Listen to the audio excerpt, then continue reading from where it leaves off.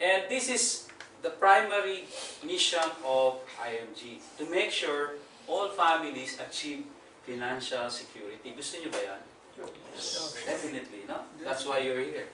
The first step, and I was told Randall Johnson, RFP, went here, who attended that seminar. Okay? Did he discuss these 6 steps? Now, I'll be discussing it also, and hopefully it supplements what you have learned from Randall. Okay? It starts with increasing your cash flow. How do you increase your cash flow? You need to increase your income. Right? And the second thing you need to do, or you have to complement it with an action to reduce your expenses. A lot of us, most often than not, buy some things that we don't need. So we need to screen out what are the needs, what are necessary, and what are just wants. So you can take out those that are just wants and reduce your expenses. Especially here in Singapore, no? Every month is a sale month. Nandito kami last June, sa IT show, and yun, we bought sale. I was told hanggang ngayon pala sale pa rin, no? Hindi lang pala sale na isang buwan lang, no? So anyway, going back, di ba, it's something that we need to do. The very first thing we need to do really is increase our cash flow so that we can fund the rest of the steps. If you don't increase your cash flow, no way you can invest because you don't have a cash flow to invest, right? So really, the first step is increase your cash flow. And in IMG, remember, there's a business side. So you can also increase your income. Because the only way you can increase your income is, in your current job, mag-overtime kayo. Diba? Minsan nga, inis na kayo doon sa opisina, mag-overtime ka pa. Mahirap, parang mahirap, no? So, overtawad? No OTP. So, no way pala yun, no? That's not an option. So, the real option for you is use your spare time to create your own business. No? Second thing we need to do is manage debts. Do you agree that a lot of people are indebted? Even here in Singapore, I was told 15 Filipinos are in the jail because of credit card debts. Tapos isang Singaporean tumalon sa release ng friend sa Yusu. Kaya nilagyan daw ng harang yun because of utang. So hindi lang Pilipino ang may utang, no? Pero ang Pilipino nagpapakulong lang, no? Nagkalan sa friend. Just better. Joke on. But going back, is it really true that a lot of people are indebted all over the world? Right? So we really have to learn how to eliminate debts. Debt sounds like debt. If you have a lot of it, gusto mo na rin time. Diba? And to get out of that, we need to live simply. Sabi nga ni Brother Bo 2 weeks or 3 weeks ago in his preaching, stay away from materialism. That leads us to going into debt. And secondly, we need to be financially literate. Okay? Next step is to create emergency funds. A lot of us go into debts because there's a lot of emergencies, but we don't have funds. And I know for sure, because you're here in Singapore, they look up to you. Uy, magkano ba Singapore nga? $34. Maraming pera yun. Utang tayo doon. Di ba? Kahit anong emergency, kanina nakatingin. Sa inyo. Tama ba? Because you're here. So, kailangan, meron tayong emergency funds. Kasi hindi lang emergency nyo ang kailangan nyo i-fund. Pati yata yung buong barangay. No? And fourth step is to make sure that you have sufficient protection.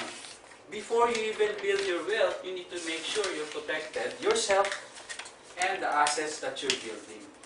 No? Remember Ondoy? Ang dami nun. They did not have proper protection for their properties and for their life. So when they lost it, back to zero. So that's not the way to build a financially secured life. No? We need to make sure we have protection before we even build our long-term savings. the fifth step is what most of you would like to embark on immediately. Agree? Kami din. Alam nyo, hindi kayo nag-iisa. Kasi when we attended this seminar, ganun din ang iniisip namin. Fely was retiring. About 25 years in Intel. Calculate nyo senior manager with 6 figures. And Intel gives a very hefty separation pay. So what we need to do is make sure we have investments that can last our lifetime. Right? So what are we thinking? We need to find where to invest. Right? So ito din ang una namin tinitingnan. But when we were told, we have to do it this way. Follow these 6 steps. We followed it. We did not just go into investing immediately. We followed 1 to 4 first. And when we try to save and invest, we get out of debts first. Because we know, and I know you know also, in most cases, debts or credit card debts for that matter has higher rate than where you put your money. How much is the credit card rate here? I think it's the same, 3.5% per month. 24% annually. Very good. Ano pa natin? Alam niya, no? Perfect, no? Kaya po kinat ko na. Very good. How much is the rate on the banks? 1.5 here? 1.5. Here in Singapore, you're better off. In the Philippines, you know how much? Point something? 0.51 sa East West Bank. And Per annum? yes. See? So, not everyone knows the interest rate in the bank, but they know That's right. the credit card rate. You see the focus? Utang versus investment. Kaya nga dapat get out of debt first before you invest. And that's what we did. From being indebted, we paid up, consolidated, and worked out our debts before we put our money into investments. Kasi useless. It's being eaten out by the interest you're paying in your debts. Diba? And then of course, when you invest, make sure it's safe. Kasi ang daming ang scam. And how do you make sure you get out of a possibility into getting a scam? Be literate. Know where you're going to invest your money. And invest it correctly. Kasi minsan, akala natin tamang investment. No? I was just coaching or, it's combination of making sure hindi siya tumalon sa release ng pen. Kasi heavily indebted and ang bigat ng problema, 6 children, 3 years old ang youngest, just separated from the husband. But she invested wrongly. Why? Because she invested in real estate na wala siyang titulo. Puro rights. My goodness. So ngayon hindi niya mabenta. Did she make investments? Yes. But is it correct? Mali. Mali, no? Wrong investments. So that's something that we also need to learn. Hindi lang basta invest na invest. Lagay ng lagay sa stocks market. Para pogi. Ano yun? Hindi ganun ang pag-i-invest.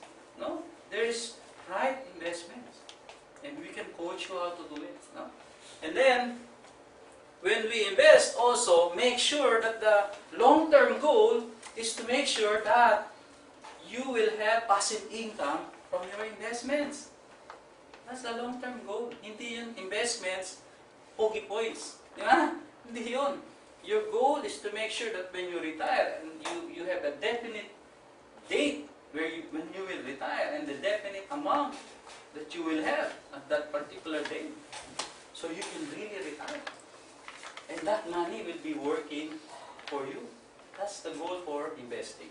And the last step, which most of you, I think, or some of you, will be nearer that, mga 10 years from now, is to make sure that we transfer to our children what we have built.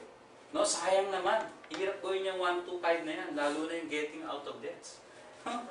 Tapos, yung naipon nating mga wealth, bibigay lang natin sa gobyerno. Sayang naman.